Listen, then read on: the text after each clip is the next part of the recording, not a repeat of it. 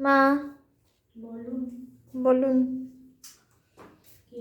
আজকে বৃহস্পতিবার কি রান্না করেছো? এই যে এখানে ভাত। আচ্ছা, এখানে করেছে একটু মুখরোচক কড়াইশুঁটির ঘুগনি। আলু না, হ্যাঁ দারুণ হয়েছে না?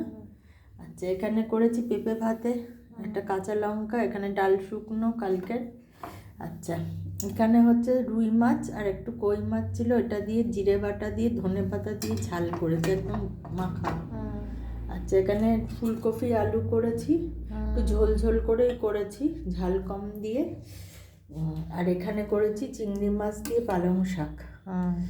আচ্ছা, এটা হচ্ছে পাস্তা আর চাউমিন মিশিয়ে করেছি, ক্যাপসিকাম গাজর ডিম দিয়ে সস দিয়ে করেছি। হ্যাঁ, এটা করেছি। এই হলো আজকের মেনু। যদি ভালো লাগে তাহলে অবশ্যই লাইক শেয়ার কমেন্ট করো, আর পাশে থেকেও চ্যানেলকে সাবস্ক্রাইব করো।